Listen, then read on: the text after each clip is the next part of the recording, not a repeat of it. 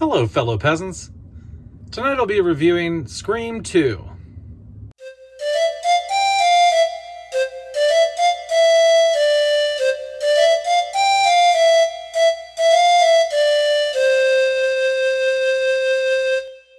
Okay, so tonight I'm reviewing Scream 2. Scream 2 came out in 1997, directed by Wes Craven, written by Kevin Williamson, same as the first film. So this takes place after the events of Woodsboro. And so Sydney's off at college and making new friends. She's got a new boyfriend. She's trying to move on with her life. But then, of course, the killers come back and try to kill her and other people in the process.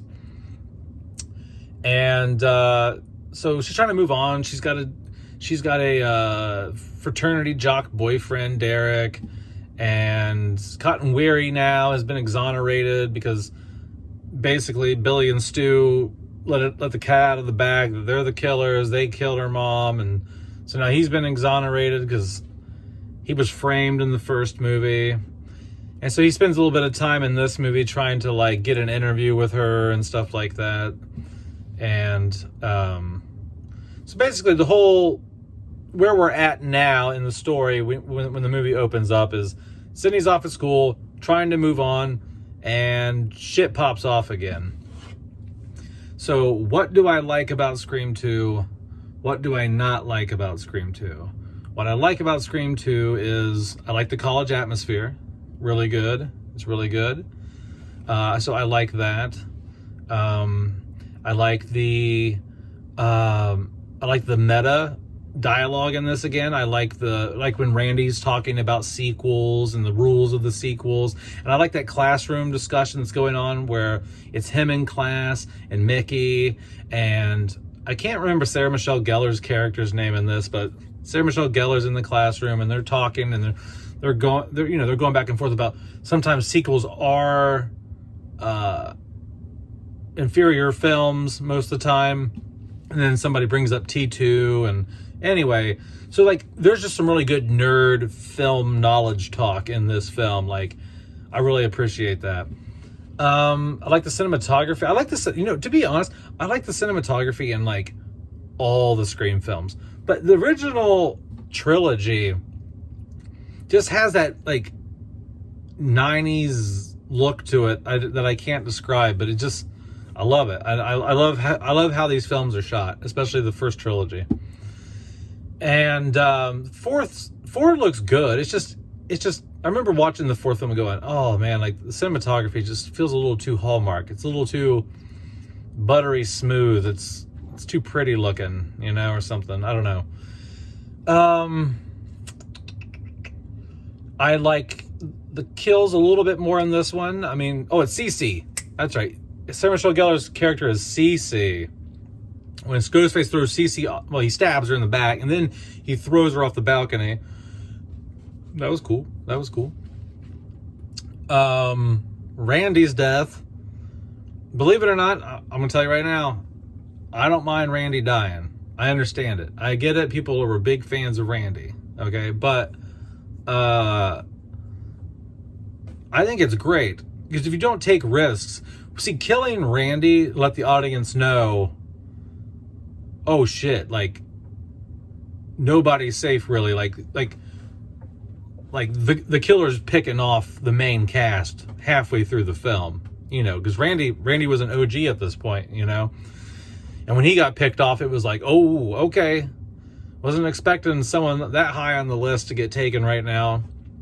And so I like that because that, to me, Randy's death is kind of a perfect summary of Kevin Williamson's writing. It's very tongue-in-cheek. It's fuck you. Oh, you think I'm going to do this, but I'm going to do that instead. It's a lot of red herrings. It's a lot of it's edgy, and it's meant to throw you off. It doesn't play by the rules. Kevin Williamson doesn't play by the rules when he writes. So I like Randy's death. Now I get it. A lot of people want it, and I understand this. Randy would have been great in the third film too, because he could have explained the rules of a trilogy, which he kind of did in the video scene tape in 3. But I really like that they went there with Randy in the second one and killed his ass, because that just upped the stakes so much. It really upped the stakes, in my opinion. Anyway, so what else do I like? I like the killers in this. Mickey's basically like the Stu of the movie, because he's just a psychopath that Billy's mom meets on the internet, some serial killer website she meets him at. And so Billy's mom is the other killer. She wants revenge, obviously, because Sidney killed Billy.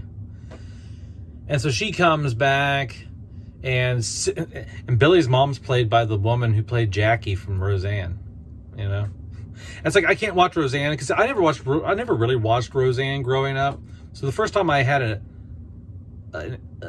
ran into that, watching that actress on the screen, was her playing Billy's mom, right?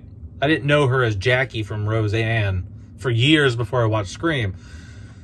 So when I watch Roseanne, I just think of her, I'm like, oh, okay, well, that's Billy's mom now.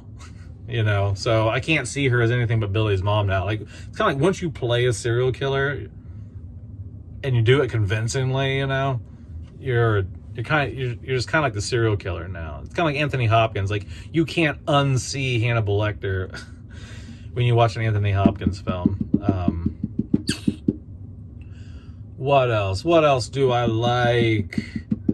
I just like the pacing. I like how fast the action is. It's more of an action feel to the movie. I'm not going to say it's an action movie, but it feels like more of a ride than the first film. You know what I mean? The second film just feels like it moves. It takes you along. It's like a ride of some sort. It's a good time at the movies. It's kind of like more of a popcorn movie than the first movie, if that makes any sense. What do I not like about Scream 2? No. I think sometimes the dialogue can be a little cheesy in the second film here. I'm trying to think of major flaws. There's not really any major flaws, in my opinion, in the second Scream. I do think Dewey got stabbed a lot, but I think Dewey should have also died in the second movie. I don't really care much for his character a whole lot. I mean, I think he's okay, you know, but people like really love Dewey. I could have done without Randy after the second, not Randy. I could have done without Dewey after the second movie. You know what I mean? I just, especially like with how many times he got stabbed in that sound booth situation or whatever, you know? And then of course, okay, so I'll go back to the one thing I liked last. So one of my favorite lines from this movie is when, like, okay, so you know when Ghostface is like,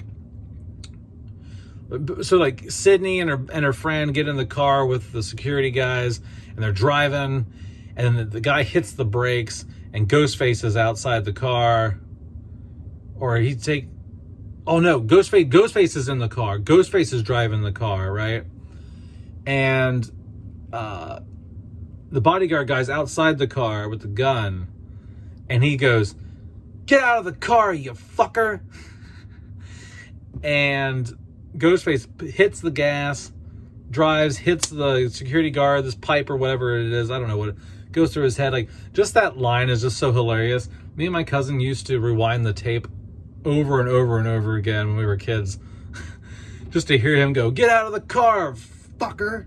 I don't know why we thought that was so funny, but if anyone else thought that was oddly funny when you were a kid or something, let me know in the comments below. Maybe we're just weird or some shit. I don't know, but we always got a kick out of that.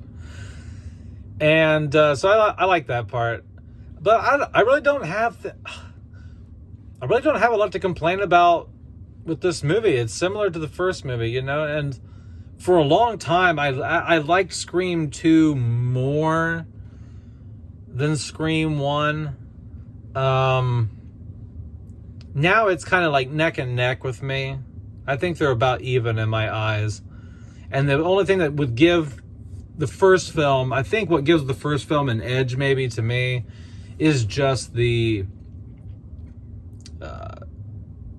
iconicness of it, like Billy and Stu, and just how it was the original. It was the first to really do something like this, to be meta, really, and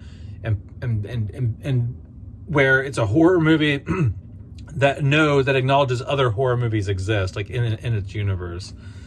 And I think that's what maybe puts the first movie a hair above the second movie, in my opinion, is just its originality and how iconic it is, especially with the first scene with Drew Barrymore.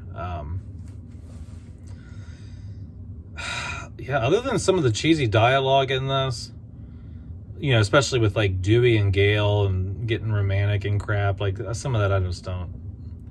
I think it's poorly acted, you know what I mean? And so yeah, I don't have any complaints. So that's not too often. A lot of times I can find something about a movie I can pick apart. But with the Scream franchise, up until 3 is like where I start getting like, okay, like I don't know about this. But the first 2 Screams are really good, man. They're really fucking good movies. And I don't have much to complain about. They are the reason I watch horror movies now. I got into horror movies by watching Scream. And they're badass movies still. They still hold up. And Scream 2 is still an excellent movie. It hasn't really aged that much at all, in my opinion. I think it still works. And so that's it, guys. Let me know down in the comments below what you think of Scream 2. Do you like it more than the first one? Do you hate it? Where do you put it in your Scream ranking? It's number 2 for me. Damn near number 1, but number 2 for me. So, all right, guys, that's it. Have a good one, peasants. Peace out. Bye-bye.